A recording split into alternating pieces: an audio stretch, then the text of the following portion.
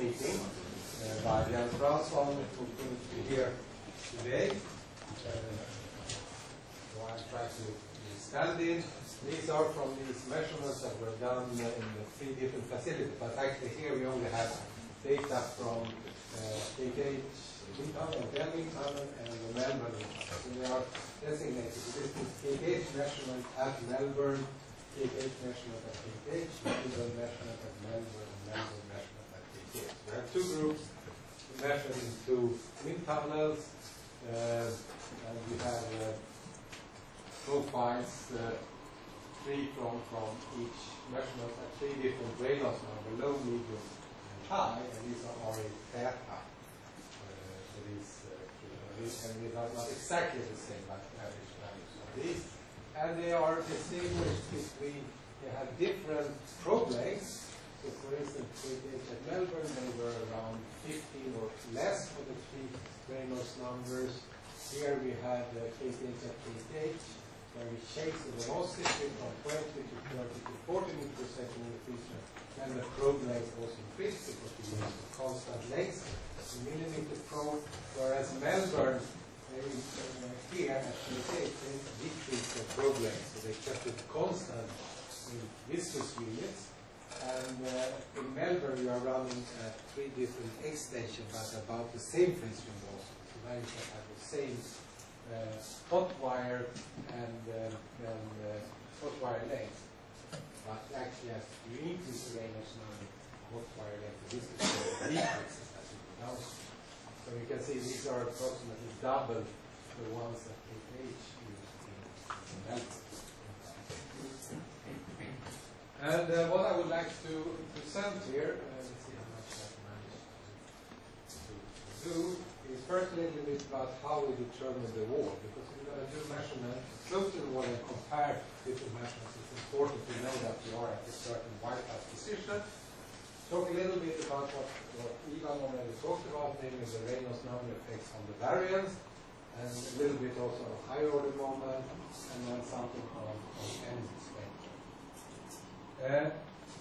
As Hassan also pointed out, it's actually very hard to determine the wall distance, at least for hot wires. Picojoule pulse is slightly easier because you can go down into the wall with them. At a hot wire, you cannot do that without breaking it, or at least you probably affect the calibration if you hit the wall. So what we have done is using an indirect method instead, by using the velocity profile that we measure, and then fit that velocity profile to this expression, that is the one that should be theoretically correct when zero pressure being turbulent boundary layer. So we have the normal y-plus dependent, the linear dependent, and then the next term is actually y-plus horsepower. And what we have used here is to use the DNS lift to fit that kind of curve to this data. The sigma is the one that we have returned us, and this is the value that came out, and these are the 3 Reynolds number which it has been determined from, and you can see it seems to actually be quite constant from 1500 up to about 4000 in RA data. So we think that it's also going to be quite independent of the higher Reynolds number will stay the same. What we have done is then to fit data up to approximately y-plus of 10 to this, and then to shift the y to get the best fit. But you cannot use all data, it turns out, because very close to the wall you will have wall interference, and that will affect the data. And this is a plot that we call the diagnostic plot that we have used to check all data. And it turns out that, and here we plot actually just the URMS normalized with the free-stream velocity, and you normalize with the free-stream velocity, and you get this kind of curve. Now let's focus on this part of the curve. But in the viscous sublayer, data points should fall on a straight line. And if they don't, then you have a problem either with the URMS or the mean velocity, probably both. So as soon you deviate from sort of the tangent to these points here, then you have a wall interference effect. The slope of this curve depends a little bit on the length of the wire. So if you have averaging effects across your wire, the curve or the line like that is smaller slope. And that's fine. It's fine for at least for the mean velocity. But as soon as you get points that are below the line, then you can assume that you have one difference effect. So this is a good tool to see where you have problems. So these 2 points here have problems, but here you are fine. And these are also fine. The y plus of 10 is approximately at 0.3 something like that. So it's up here. So we have in this plot we have maybe 3-4 points. Okay, and then after doing this, this is the profiles that we get out. I guess maybe it was the same profile as usual. But anyway, these are 3 different Reynolds numbers measured by both the Melbourne group and by us in Melbourne, so all at Melbourne. And you see that it's a nice collapse. You have very nice logarithmic regions here, and the data come down on the log of u plus equal y plus down here. And this was a regime where the data were fitted to that plot machine, below y. So this has been the standard way that we have used to determine the wall position. So we do it in an indirect way. I don't think we should be worried. Typically in fluid dynamics, we always want to measure things directly. But just look at the high energy particle physicists. They never measure anything directly. It's always indirect measure. So we shouldn't be worried to do indirect measurements. Okay, now let me just show you another way that we have just recently sort of realized that we can use to determine the wall position. This has not yet been used for these data, but it might be an interesting method to use in the future. These are DNS neural data, so I just want to exemplify that also from Philip's data. Here I plot it in a different way. You probably never saw this plot before, but I plot both u plus and y plus logarithmic.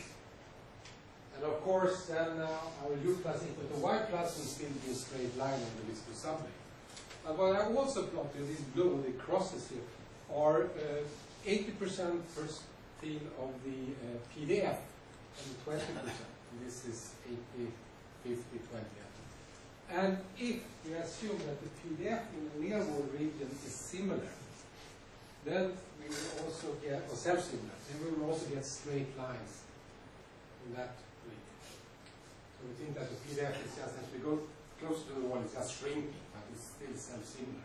So in a log-log plot, or in a log plot, they will all fall on top of each other. So we will get sort of these straight lines. And now we can actually, and this is a mean profile, so now we can actually use also these lines to actually get the wall position, because at the wall it should all go down to 0. This is what we do. Now we plot again linear at union. And this is this blue line here, and that is that blue line, etc.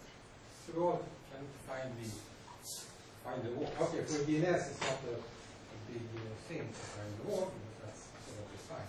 But for an experiment, so here you can see what it looks like for hot wire data close to the wall. Same stuff. Here is a mean profile, and we get the deviation from what we would expect because of the heat conduction to the wall. But these are the probability density now, 20, 50, 80%, 80, 20, 50, 20%.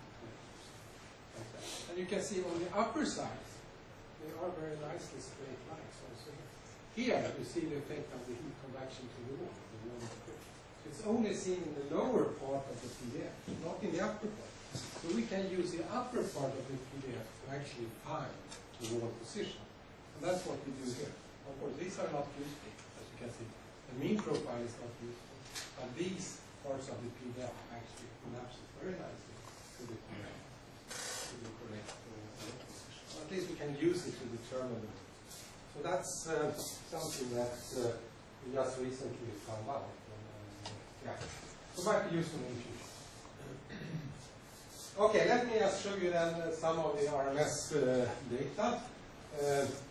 These are KTH data in Melbourne. We think the Melbourne data that we took are really good. Good spatial resolution and yes. Can I just ask, how different is your new methods compared to just an optical? I mean, it's completely different. We use indirect, this is an indirect method, of course. then of course the result should be the same.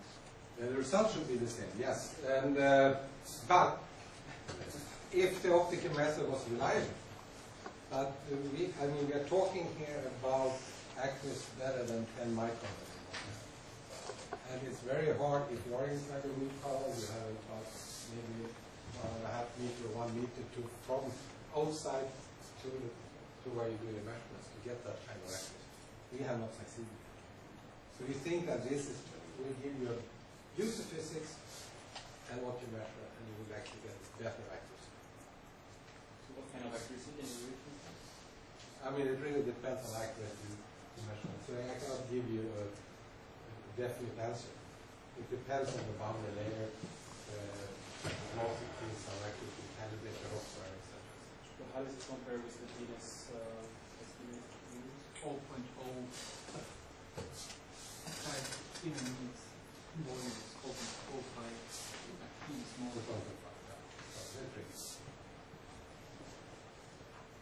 Okay, so this is just what it looks like. The output state here is nice, and then you have the spectral tendencies close to the wall. So if you normalize by to infinity, you are the maximum actually decreases. If you instead normalize with u tau and have y plus here, the maximum increases, as Ivan also said, and of course you have it. But it snaps nicely here, and then you have this shift. And you get this plateau here in the low region also, for the highest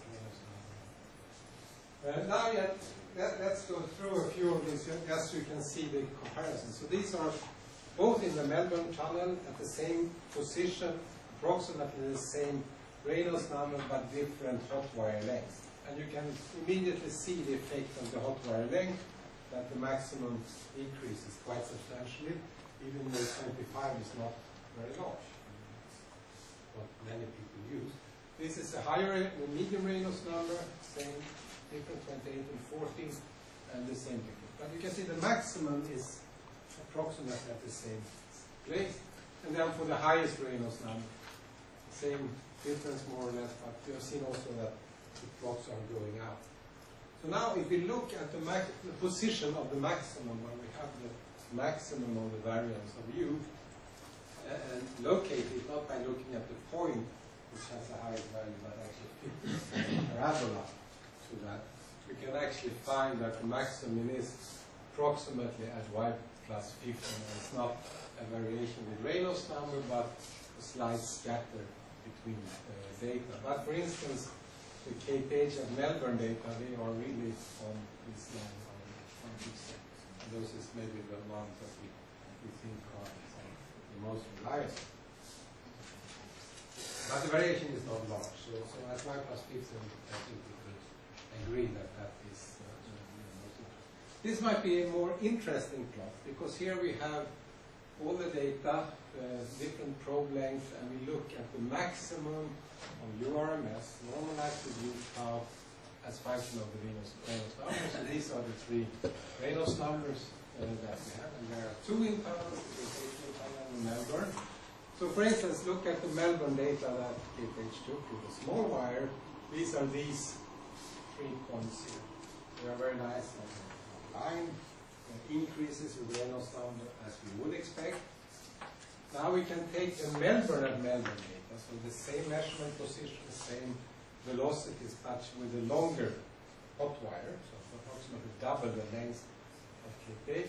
And they also fall nicely, these are these red squares on a line, but at a lower level. So now we have the spatial averaging effect. Now, we have KTH at KTH. There we use the same hot wire. We were at one x position, but increase the velocity to get a higher Reynolds number. So the hot wire increased in viscous length. And then you can see that this point, and that point, it actually decreases, which we would expect. It should be an increase actually, because the Reynolds number increases, but the effect of the hot wire length is larger. So we actually see a decrease. And then finally we have these data, Melbourne at KTH. So it's the same actually as these boundary layers, but Melbourne choose their hot wires, and they make different hot wires, so it should be the same length in viscous union. So we would expect that actually to increase the Reynolds numbers. But as you can see, it actually decreases. And why is that? Well, it's actually, as we believe, a temporary resolution problem. That the hot wire anemometer that was used for this case actually do not have the frequency response that we all have thought it would have. So this is the effect giving this. So I think from what we have done here with two different wind tunnels and two different groups using different hot wires, etc., we actually can understand the different trends in the data. And then, of course, as Ivan showed before, his sort of shotgun plot of all this data of URMS squared from all different, I mean, it's not surprising that you get that kind of plot, because there are so many different effects. Probe length, frequency response, Reynolds number effects. How low are the frequency response compared to the Kolmogorov frequency? I cannot say it. I mean, I don't know actually. But we can try to look at it. But what we can say is that this measurement was used with the AA anemometer system. And it turns out that at 20 meters per second we have problems. At 10 meters per second they work. But if you go up to 20 meters per second trying to measure turbulence, we have problems. And that is actually getting worse. But did you measure the frequency response? I mean, if you do the square wave test with the AS anemometer system, it looks fine. You can't trust square wave test is very deceptive. The other measurements were done with a Dantec new flow light system. Works fine, and also compared with the old VISA system, M10 was also working. I mean, they gave identical results. And then we also have the home build system, which also gave good results compared to. Yeah. And there it looks fine also. Every manufacturer does slightly different circuits, particularly if it has an input circuit. And the AA lab is particularly the worst. They're the most egregious, actually. Because if you trust this where they'll say you're reading 200 kilohertz, but it's really more like 20 kilohertz. If that. Maybe not even that. Yes. Okay, I think I took up most of my time. Let me just say that if you do skewness and flatness, they look fine, whatever anemometer, hot wiring you have. It doesn't really be very sensitive because you normalize with the URMS. So it doesn't really show anything. So I'll skip through all of these and actually skip through all the spectra. But let's maybe just show here. Okay.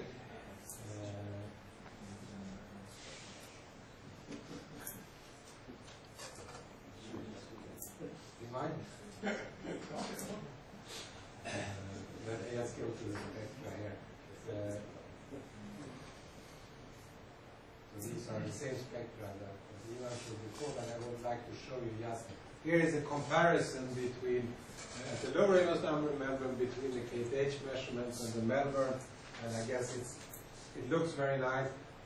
Although if you go in and look at some Y plus positions here, you will see that in the outer part of the boundary they overlap very nicely, but there is some difference here. But this is again a probe length effect, because there are different probe lengths with the KTH and the Melbourne. You see this okay, so then the final was the conclusion, but I don't think yes. Okay.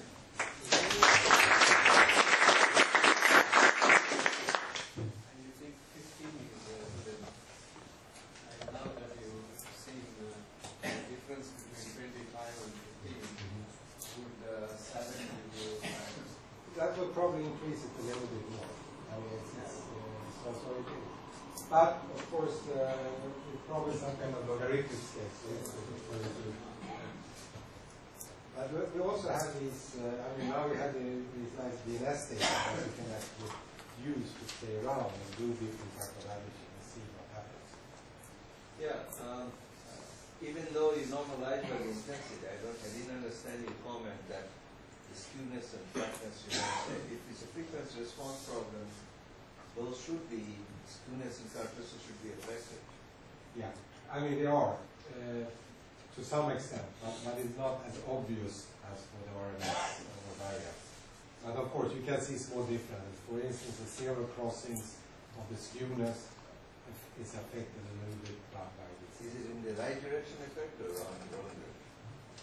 It depends what you mean. Is it right or wrong direction? No, if there's some effects, do you see the increase in skewness and characteristics rather than decrease? Decrease yours. But the zero shift is shifted outwards in white light for the skewness. You know, it's positive close to the wall and crosses zero at maybe white plus 15 if it's correctly, but then it moves out for special. Okay, thank you again.